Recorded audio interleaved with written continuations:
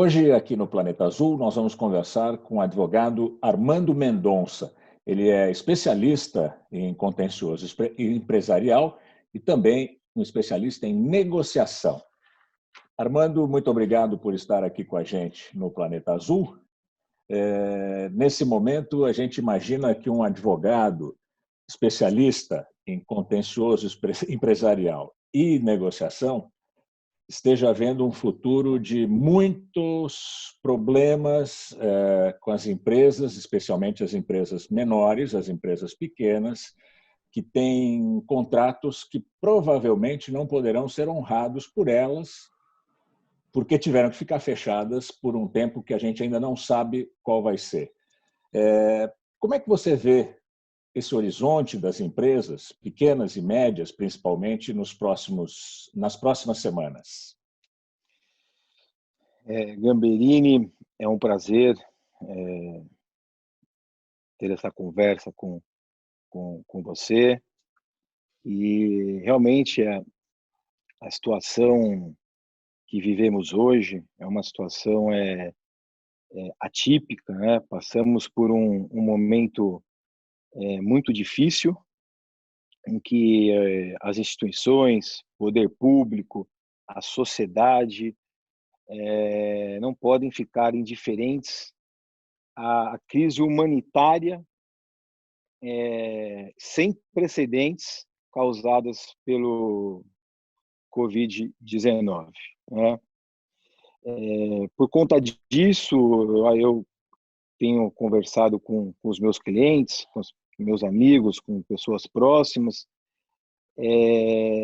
Precisamos, é um momento de ficar sensíveis aos mais importantes bens do ser humano, que é a saúde, a liberdade e a justiça, né?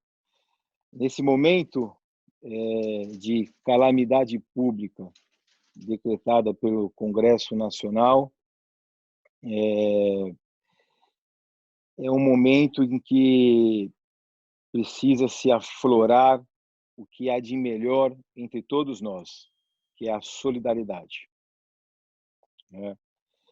E é um momento em que há necessidade de se ter o bom senso para as negociações, tá? Hoje, com a decretação da calamidade pública e a quarentena instaurada por determinação dos governos estaduais, municipais, muitas das empresas sofrem uma situação econômica jamais vista em tempo de paz. Eu falo isso com uma certa propriedade, porque é um período incerto e indeterminado. Nós não temos conhecimento. Nós temos conhecimento de quando começou, mas não temos conhecimento até quando vai durar. E isso cria uma instabilidade econômica e social para as empresas de diversos setores do nosso país. E as empresas menores certamente sofrerão mais com isso, né? Como é que vai ser essa negociação entre as empresas? Por exemplo, uma empresa pode alegar ruptura de contrato porque uma outra empresa não tem capacidade de pagamento das suas dívidas? Pode, eu entendo que pode. Primeiro, como eu falei, Gamberini, a necessidade de ter o bom senso entre as partes. Então, o fato de, com a calamidade pública, não significa que as empresas, as pessoas devem imediatamente se socorrer do judiciário para discutir os seus contratos. A primeira coisa que precisa ser feito é iniciar uma negociação entre as partes, né? É iniciar uma tentativa de renegociar o seu contrato.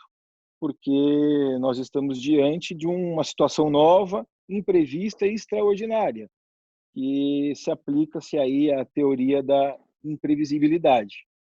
E essa teoria da imprevisibilidade faz com que o contrato entre as partes, que é lei para as partes que assinaram, possa ser revista quando uma das partes tem uma dificuldade em decorrência dessa nova situação.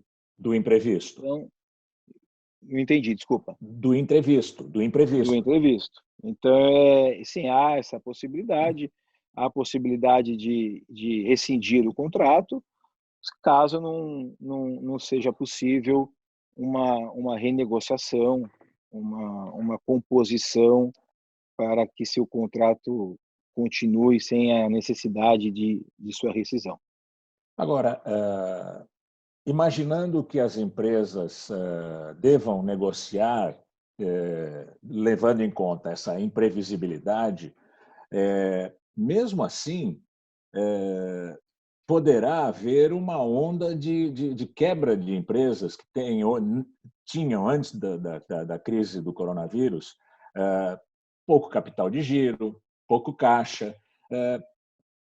Como é que isso vai se resolver entre as empresas? É claro, é necessário o bom senso, mas há perdas muito flagrantes, de um lado, das empresas que tinham pouco fôlego financeiro, e não há perdas tão grandes em empresas que tinham uma capacidade financeira mais bem estabelecida. Como é que isso vai se dar? Vai haver perdas? Vai haver perdas só de um lado? Eu acho que nesse momento, nessa situação, todos perdem, não só o pequeno empresário. O grande empresário também perde. Só que o grande empresário tem uma estrutura profissionalizada, uma capacidade de aguentar uma crise um pouco melhor. E nós sabemos que as pequenas empresas, trabalham muito alavancadas, trabalham com seu caixa reduzido e jamais esperariam, no momento em que tinham uma esperança de crescimento, uma situação de estado de calamidade. Então, a relação, é, eu entendo que tanto a grande como a pequena empresa, ela perde, né? E isso vai ser verificado nas rescisões dos contratos, no não pagamento de fornecedores, para grandes fornecedores, para pequenos fornecedores. Então, eu acho que é uma crise para todas as empresas, não só para as pequenas, todas sentirão. Infelizmente, teremos casos que o bom senso não prevalecerá, e com isso precisaremos se socorrer do judiciário para se adaptar a esse caso novo, né, a esse estado de calamidade, a essa imprevisibilidade, e ter decisões coerentes, entendendo a situação de cada parte envolvida nos contratos. Além dessa boa vontade, do bom senso que você prega nas negociações, as empresas certamente vão ter que adotar medidas de contenção de custos, vão ter que enxugar, certamente vão enxugar. Como é que as empresas podem fazer isso numa situação de calamidade pública? Com a decretação de calamidade pública, os poderes executivos emitiram inúmeras normas, medidas provisórias, decretos, suspendendo temporariamente pagamentos de impostos, pagamentos de direitos trabalhistas, né? Então, já há uma movimentação do Estado para tentar dirimir o prejuízo das empresas. Mas o que eu escuto muito, e nessas 2 semanas eu participei de algumas reuniões, conferências, é que as empresas, mesmo as grandes empresas, tendo caixa, elas não, elas ficam inseguras em quitar as suas dívidas, pagar os seus impostos, pagar os seus fornecedores, porque não sabem até quando essa crise vai durar. Então, o que elas vêm decidindo? Interromper, infelizmente, o pagamento de impostos. A primeira instituição que vai sofrer muito é o governo, porque a arrecadação vai cair drasticamente, porque as empresas, de fato, deixarão de pagar os seus impostos. Irão declarar, irão faturar, mas não pagarão seus impostos, acreditando na possibilidade de, num futuro próximo, renegociar esses impostos, parcelar esses impostos e com vantagens que possa manter a saúde financeira da empresa. Depois, as empresas, uma grande área que vai sofrer muito são investidores, são proprietários de imóveis, porque que vivem da sua locação, porque esses contratos já estão sendo renegociados, já estão sendo solicitado carência em decorrência dessa situação. Então, eu vejo o que está acontecendo, a movimentação que está acontecendo com as empresas preocupada com o prazo dessa crise econômica, como proceder, porque a maior preocupação delas é manter os seus funcionários. Então, primeiro ponto, deixam de pagar os seus impostos. Segundo ponto, renegociam com todos os seus fornecedores. Se não existir o bom senso, essas empresas já estão ingressando na justiça para pedir uma tutela de caráter de urgência para deixar de pagar sem ter consequências de corte de fornecimento, de ação de despejo, de cobranças, de aplicação de multas e demais implicações.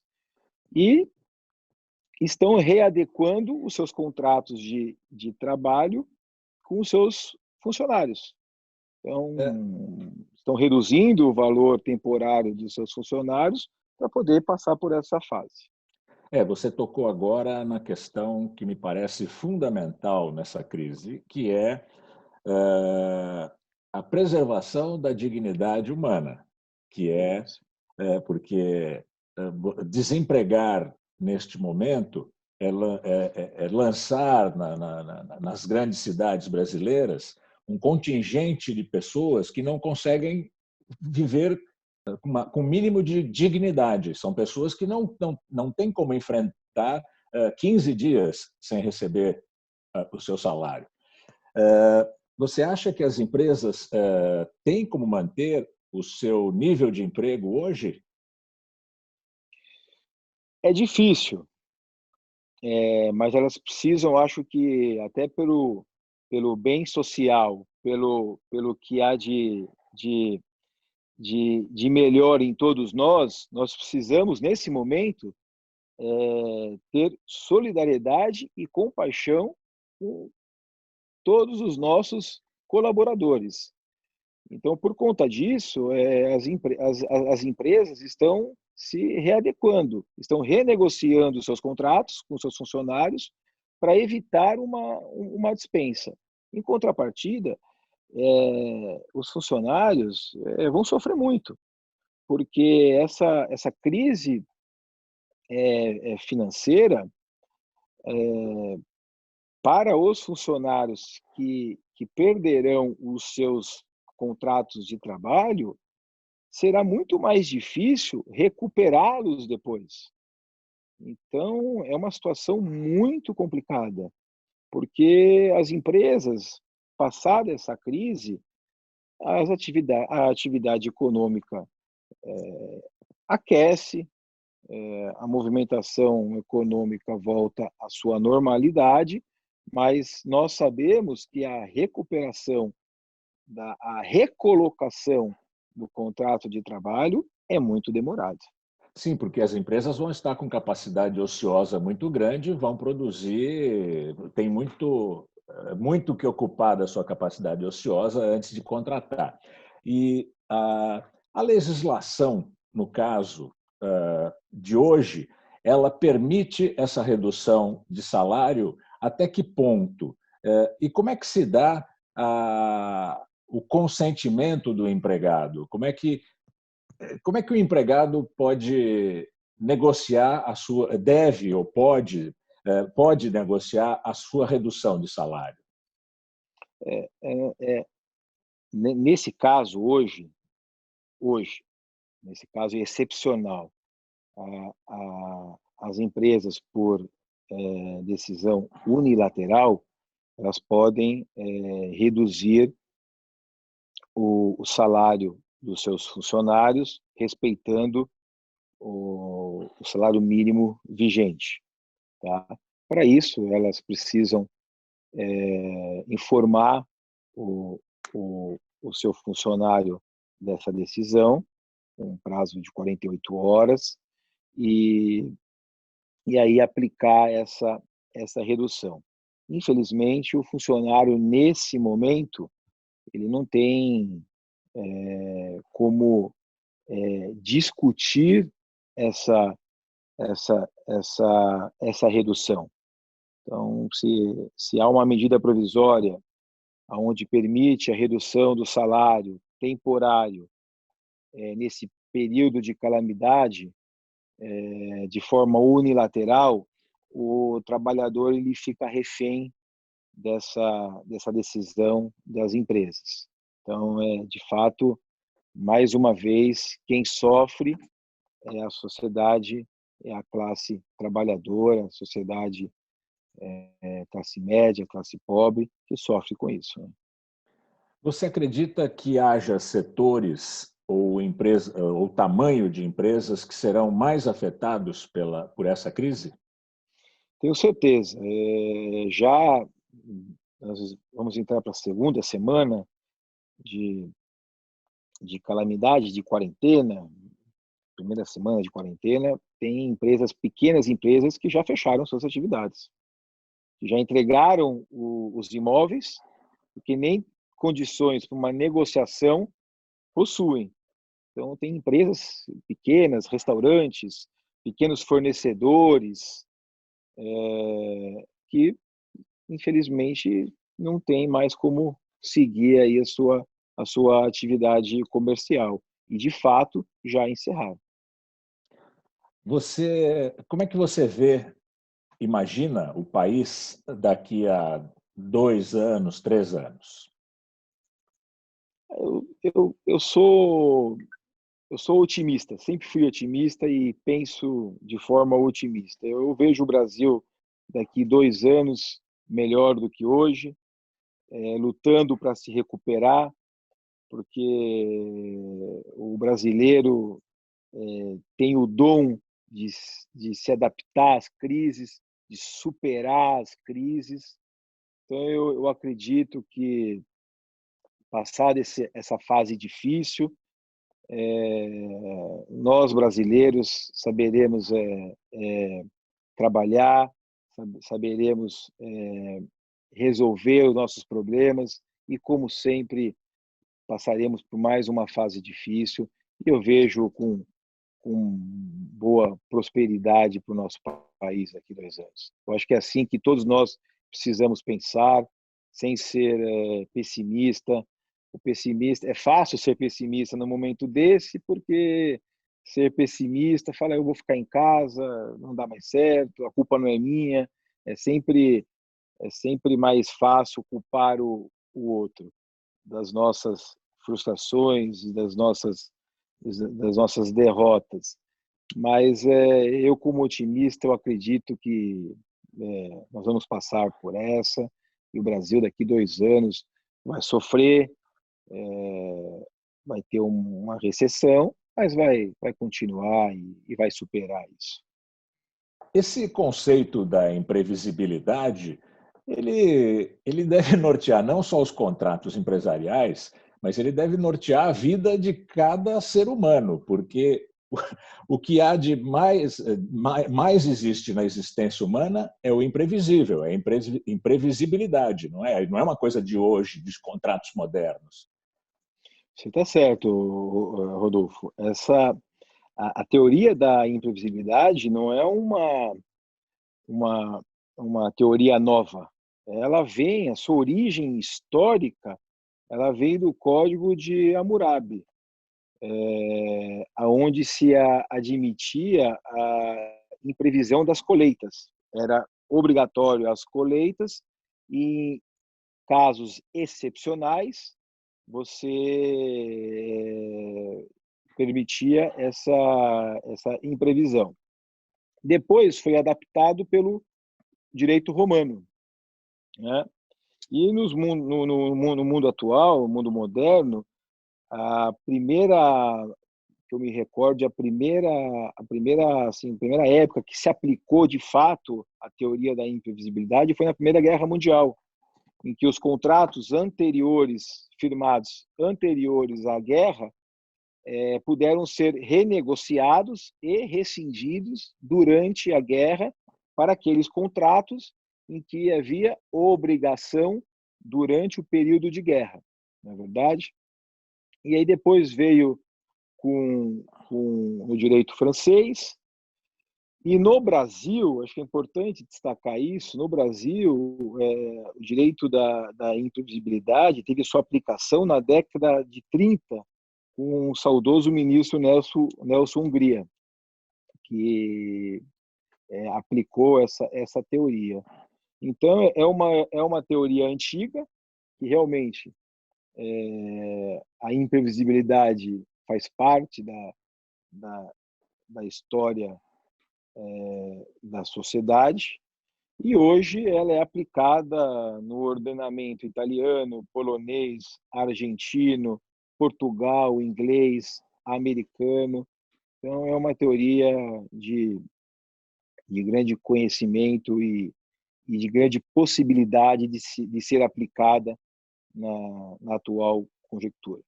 E o bom senso é uma decorrência direta desse conceito de imprevisibilidade? É uma decorrência direta. O bom senso, o caráter de excepcionalidade, o caráter de que as partes fizeram um contrato sem contar com a possibilidade de uma calamidade, de uma situação extraordinária. Então, vem muito desse bom senso que vem desde a época do Código de Hammurabi. Agradeço muito a sua entrevista. Hoje aqui no Planeta Azul nós conversamos com o advogado Armando Mendonça, especialista em contencioso empresarial e negociação. Muito obrigado, Armando, e até a próxima. Gamberini, eu que agradeço, eu me coloco à disposição, foi um prazer falar com você, um grande jornalista, muito respeitado, e estou sempre à sua disposição a qualquer momento. Muito obrigado.